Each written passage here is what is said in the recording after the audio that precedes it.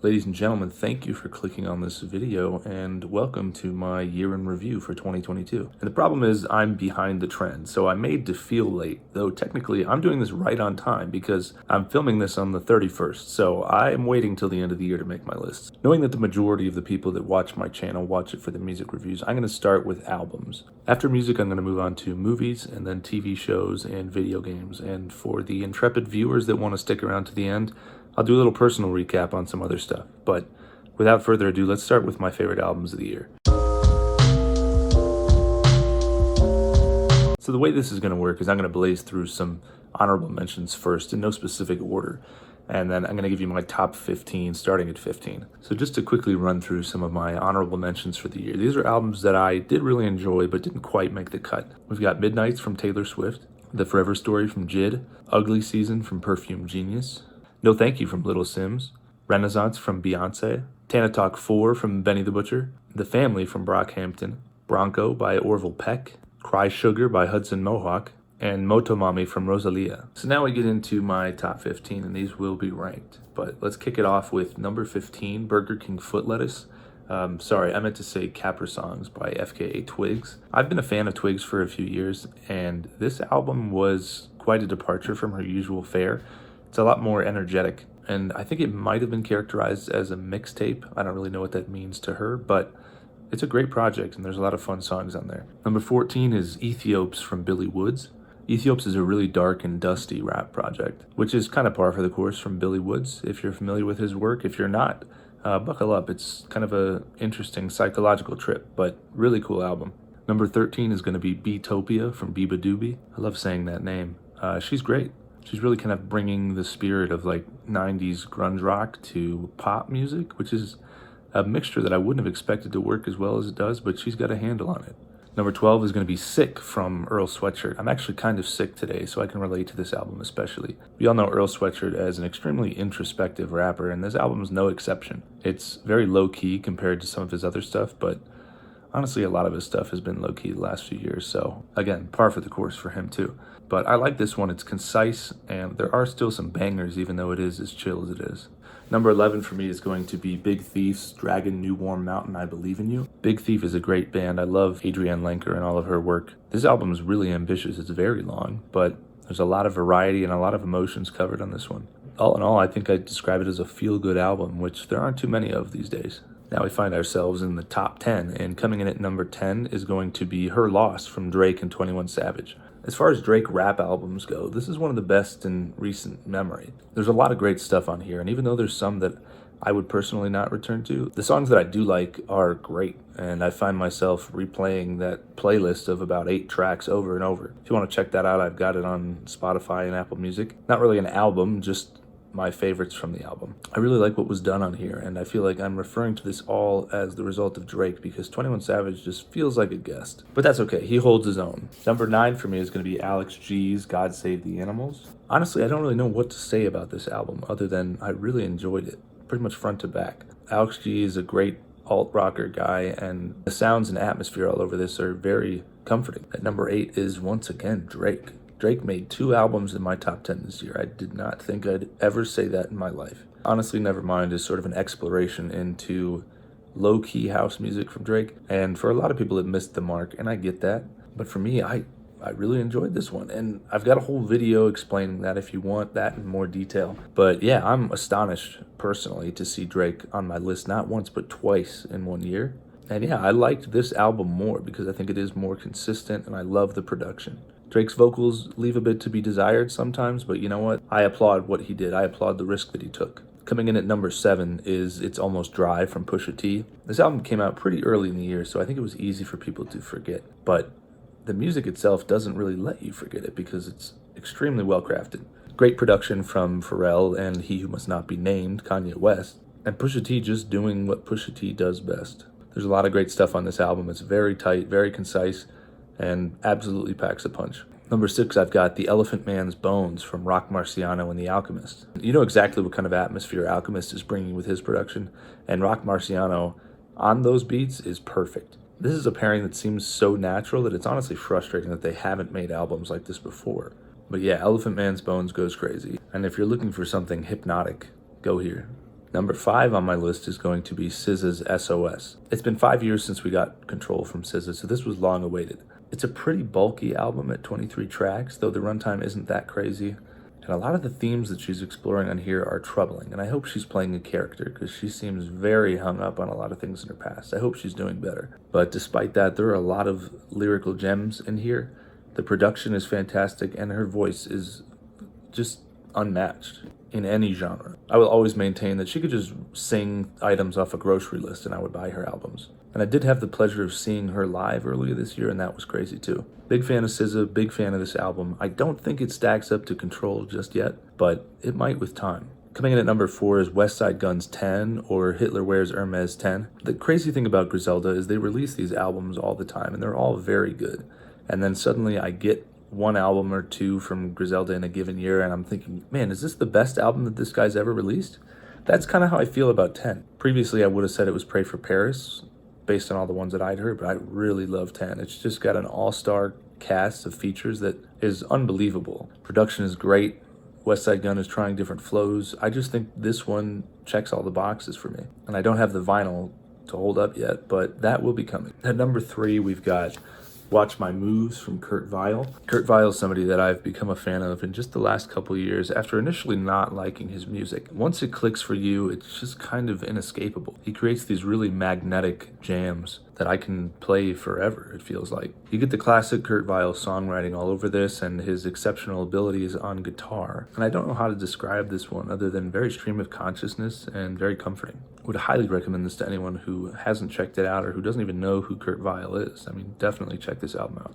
Number 2 for me of the year is going to be Blue Rev from Alvvays. Alvvays is a Canadian dream pop band that I've been in love with since at least 2017 with their last album, Anti-Socialites. On this one, their sound is a bit more washed out, and a lot of people have said it veers into kind of shoegaze territory. I'm not much of a genre expert, but whatever it is, they're doing an excellent job of it, as I would expect. Alvvays is a band that just doesn't miss for me ever, and there are some exceptional songs on here. It's hard for me to narrow down which ones I would put on my Songs of the Year list.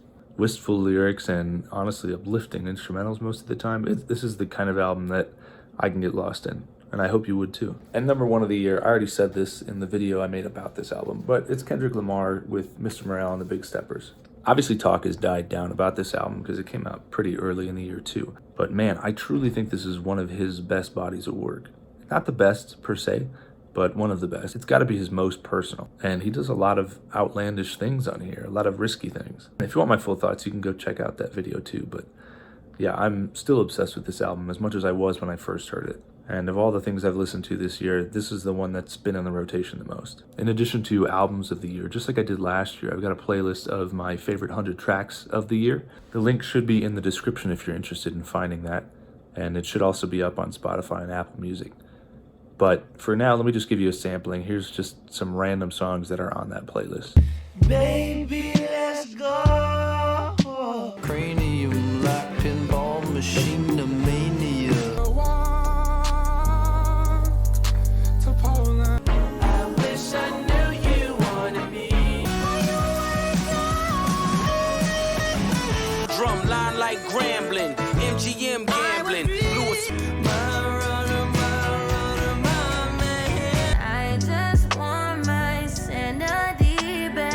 I'm gon' contradict myself. I know you gon' rap. That's the same iron that burned pennies. This the flow that earned me a Bentley. And now we move into some new uncharted territory as I go over some other media from this year.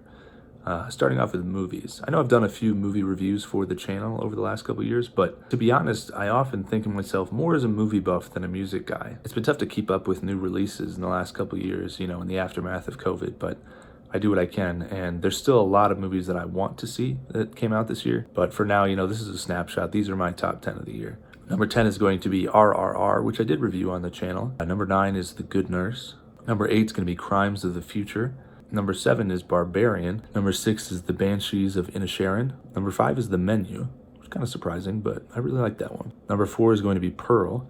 Number 3, the scariest movie title to come out this year, Men. Number 2's got to be The Northman. Crazy movie. If you haven't seen that, check it out. And of course, to no surprise at all, number 1 for me is going to be Everything Everywhere All at Once. packed a punch like nothing else did this year and was just crazy imaginative and fun on top of that emotion. So I love that one. Also, one more movie I want to throw in here as an honorable mention, because technically it released in 2021. But After Yang, man, this is an amazing movie. And this one would have been in my top 2 or 3 if it did come out this year. But just wanted to throw that out there as a recommendation for anyone who hasn't seen it. Please check that one out. Now I move into even more uncharted territory with TV shows. Frankly, I'm not a big TV watcher, so there's a lot of big shows that come out any given year that I just don't find the time to watch. I don't know how people do it. I watched a few, and this list is functionally just the 5 shows that I watched this year, but this would be my top 5. So at number 5, I'm gonna do Spy Family. Number 4 is The Bear. Number 3 would be Chainsaw Man. Number 2 would be Euphoria, I guess if you just want to count this season, but I watched both of them this year. And number 1, honestly, I think it would be Cyberpunk Edgerunners, but I haven't finished it yet. I'm going to call an audible here and put in Invincible. I know that came out last year, but damn, if that wasn't the best show I watched this year, I don't know what was. Last but certainly not least, I want to talk about video games I've been playing this year. I've done just a handful of game reviews on this channel, but I'm a big gamer, I'll admit it. I'm not the type of gamer who's played, a ton of different games in the year. I tend to find games that I love and commit a ton of time to them and just immerse myself in it. Good example of that would be like GTA Online. That game's been out for what feels like 100 years, but I still have phases every year or so where I want to hop on there and just grind away and make millions of dollars. So with that in mind, here's a recap of some of the games I was really enjoying this year. First things first, I want to mention the Pokemon Legends Arceus, or Arceus, however you pronounce it. Pretty much every Pokemon game prior to that, the main series games, are all the same formula, but Arceus really shook things up. It was a very welcome departure from that typical Pokemon formula, and it's kind of funny that they released another generation this year with Scarlet and Violet, which I also am enjoying, but Arceus seems more polished, more thought through, and honestly seems like a better game. Scarlet and Violet takes the open world aspect and kind of maximizes it, but at the same time, it just lacks a lot of the polish that Arceus had. But I love both of those games. I'm a big Pokemon fan, and yeah, they're really exciting entries. If you're going to play one of those, I would highly recommend Pokemon Legends Arceus. Another game I have to mention is Fortnite. Number 1 victory royale, yeah, Fortnite, we about to get down. I know what you're thinking. Fortnite did not come out this year, and I am not 12 years old, so why am I talking about it? Listen, man, Fortnite's great, and it's back in a big way. Did it ever leave? I don't know. I've toyed with the idea of making a video about Fortnite for the channel, just because of how much I've gotten back into it this year, but I don't know if you guys want that. If you do, maybe that's something I'll explore. But anyway, I used to play Fortnite quite a bit back in the heyday, cooled off for a few years, and they've since introduced a no build mode, which has pulled me back in. If you have friends to play with, it makes for such a great experience. There's nothing quite like getting that dub. However, number 1 game of the year, again, to no surprise at all, it has to be Elden Ring. I had never played one of the Dark Souls games. I've only ever heard about them in passing, about how they're absurdly difficult. I got a taste of that with Elden Ring. I remember being stuck very early on a particular boss and just throwing myself at the wall over and over and over again. And I realized, you know what I should do? I should go elsewhere. I should level my guy up. I should get some better equipment, and then I'll come back.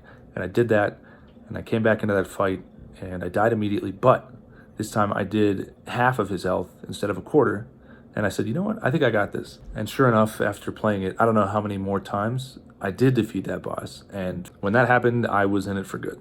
Elden Ring can be an extremely rewarding experience because of how little is explained and how difficult things can be. If you're willing to put in the time and figure things out, it is beautiful. I've honestly never played anything quite like it. I think it might end up in like a favorite games of all time kind of list for me. It just really changed the way I look at games. Well, thank you everyone for sticking around. If you made it here, congratulations. Now you get a little sneak peek into my life, I guess. This has been an interesting year for me. Most importantly, I got engaged this year, which is crazy. And I think it's been a really good year for music and movies and all the stuff I just kind of went over. But it's also been a difficult one for me to keep up with this channel.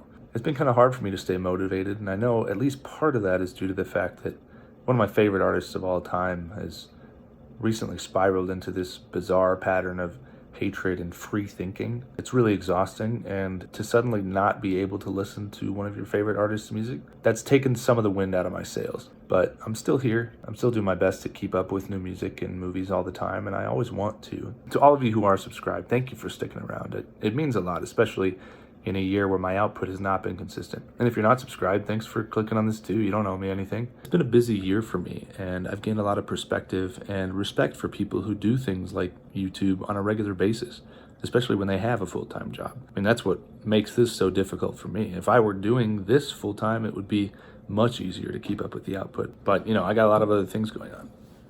Nevertheless, I'm going to keep trying. I can't make any promises, unfortunately, but when something really moves me, I want to come back and talk to you guys about it. And I thank you all for sticking around, and I hope that we have a great year in 2023.